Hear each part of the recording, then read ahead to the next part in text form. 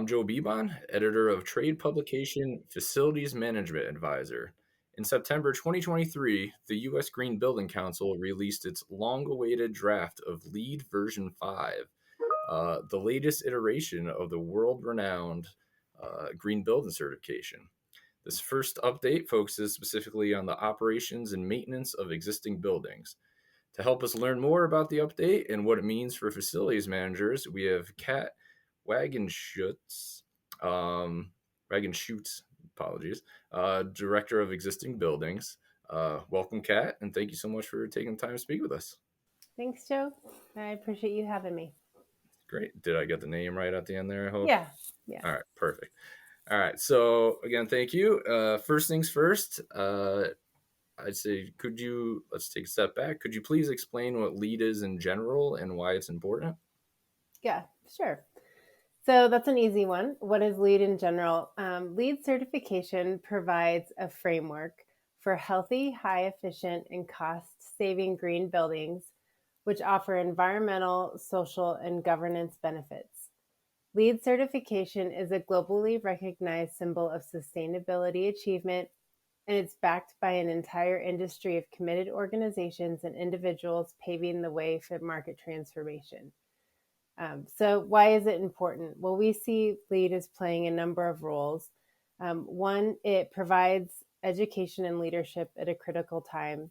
So by design, the LEED rating system is intending to educate the market on what is important and what is a threshold for leadership within sustainability in green building. It establishes actionable and transformational criteria. So to provide that guideline and help the building industry, whether they're designing or operating a building, to understand how do I have a green building, and then to provide the third party verification, which just puts that extra seal of approval and I guess teeth behind a project being able to say that they're LEED certified because it is third party reviewed. Great. And just for the uninitiated, I should add that LEED stands for Leadership in Energy and Environmental Design. So kind of gives it away in the title there. All right. So following up with that, LEED's been around a long while now, and it's had at least the 4 versions before. So why update it again now? What are some new core components of LEED V5? So the V4 was officially released in 2013. So we're going on 10 years now from a full version release. In the past, we had a goal of setting out a new new version every 3 years, which ended up being a little bit of a too fast of a clip. Maybe 10 years is a little bit too slow. So our goal going forward is to release a new version every 5 years. So hopefully we've gotten it just right. Our sights are set on 2025 for releasing the full version of V5. So then look forward to 2030 being the next version, V6. And then some core components of LEED V5. So we have aligned with the future of LEED, which was an effort by a lot of stakeholders within our community to define where LEED is going. And I can dive into those now a little bit, and then I'll touch on those with some next steps as well. So one is decarbonizing the building industry swiftly to reflect the urgency of the climate crisis. So decarbonization, a huge focus with V5. The second is to inspire and recognize adaptive and resilient built environments. The resilience and decarbonization, actually all of these principles of the future of LEED have been a part of LEED, but now we're really calling it out as being focused areas. So resilience, the second one. And in no particular order, invest in human health and well-being. Health has always been a part of LEED, but certainly coming on the heels of COVID and looking to the future, health is still a major component. Creating environments in which diversity, equity, and inclusivity thrive. So really putting a spotlight on equity in the built environment, and then supporting flourishing ecosystems through regenerative development practices. So focusing on ecosystems. So those are the major theme areas with V5. Great. Thank you for that.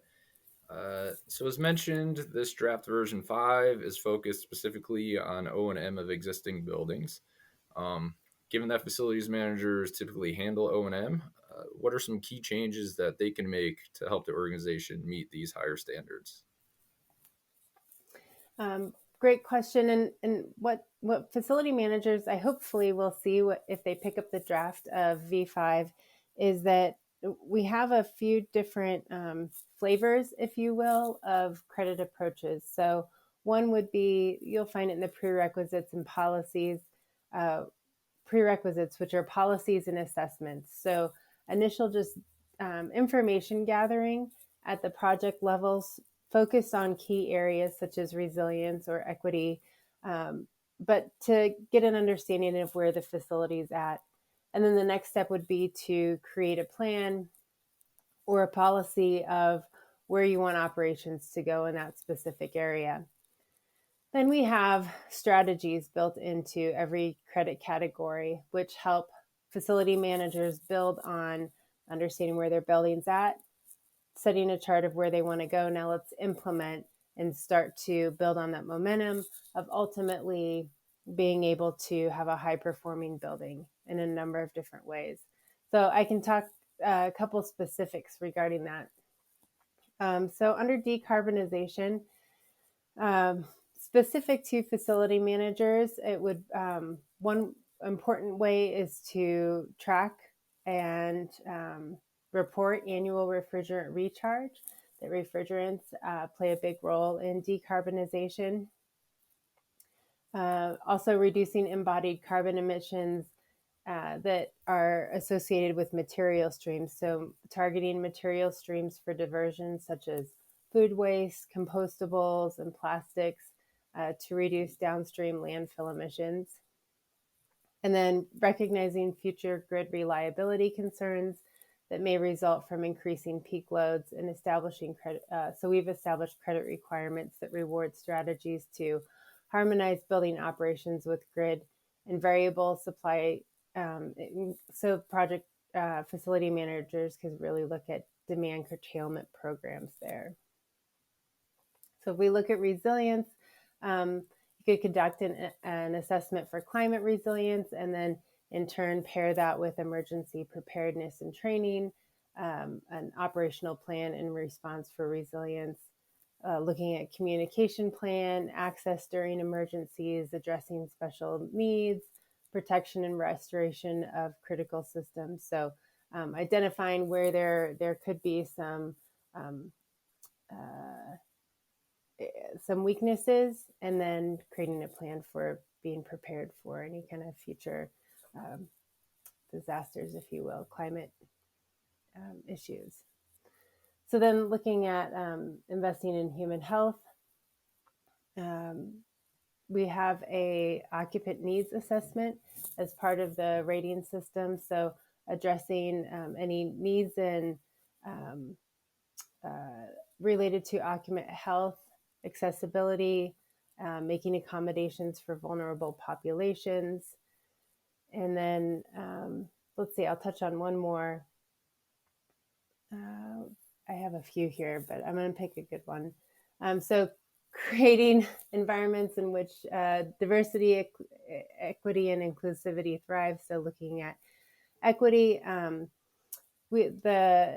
upping the ante on safety. So creating an operation safety plan that supports worker safety that exceeds OSHA.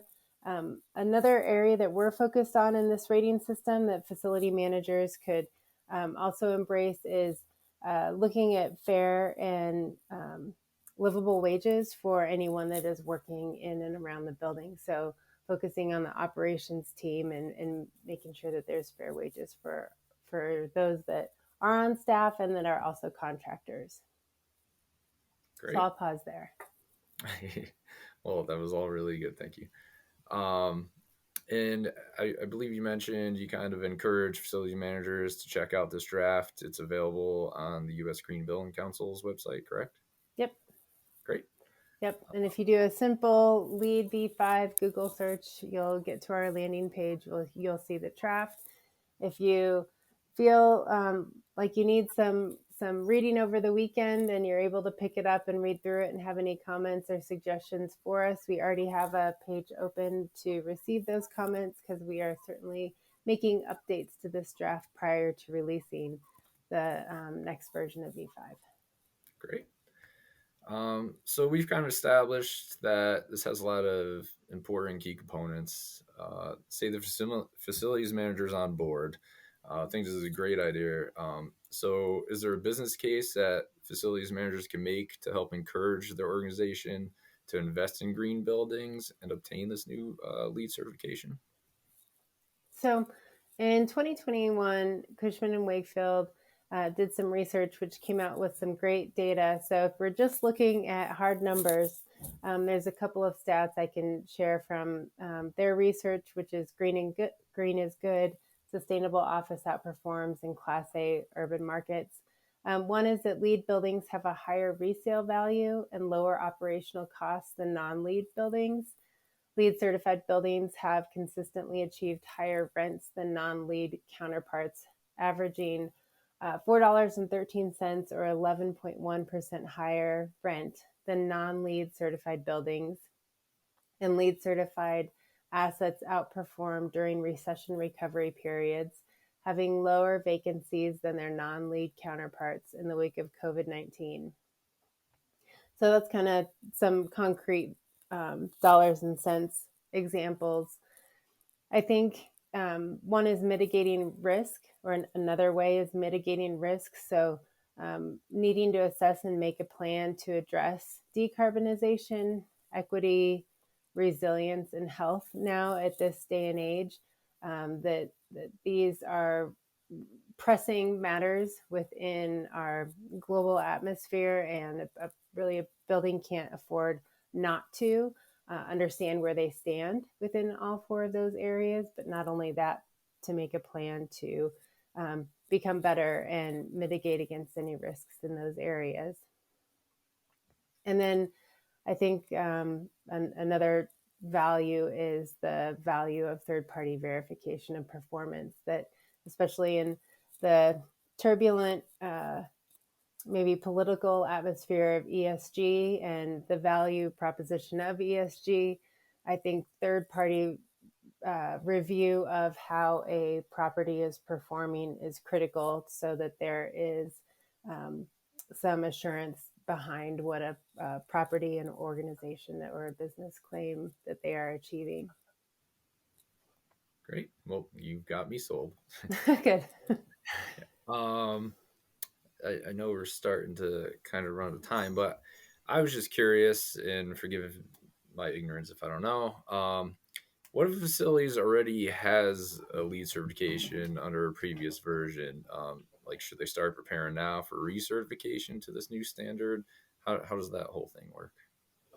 So if a property is already certified for operations and maintenance, O&M, then there is a amount of time until that certification will expire. So if the building's certified under an older version, such as 2009 or V4, the clock will be up at the 5-year mark for those certifications. If a project certified or recertified more recently under V4.1, then that certification will expire in 3 years. So there's never a time too soon to start to prepare. We don't have recertification clearly defined yet for V5. That wasn't part of the initial draft, but that doesn't mean that it's not worth it to pick up the draft and especially start with some of those assessments, plans, and policies to prepare. Great. And then let's see. So the draft was released in late 2023, and we're officially into 2024. Happy New Year. So what's next in the process? When do you expect to solidify this version? I believe you mentioned 2025, but how do we get from 2024 to 2025? what's happening in between there? Yeah, great question. And this will be the same for our building design and construction rating system and O&M. We're going to move both of them through the process in parallel. So at the beginning of Q2 of this year, you will see a draft release for public comment. So all member organizations can review that draft and provide public comments. That will be open for a certain time period, after which we will then review all of the comments, make any adjustments as needed, and release the second draft for public comment. And then that process will end with balloting. So our members will be able to vote on the final version of V5. And then again, we're targeting early 2025 to release V5. Great. You mentioned it, so I have to ask. This draft that you and I are discussing today is specifically O&M for existing buildings, but the U.S. Green Building Council also plans on releasing a draft for building design and construction of new buildings. Is that correct? Yep. Do you, Yep. do you have a timeline for when that should be expected?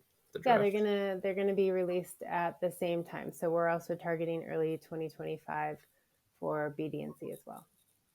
Great. Well, that's pretty much all I have for you right there. Uh, is there anything else you might like to add? Uh, Nothing comes to mind right now. Okay. I appreciate you asking, and thanks again for having me on. Absolutely. Well, again, thank you very much for speaking with us, and hopefully our facilities management audience will, embrace version 5.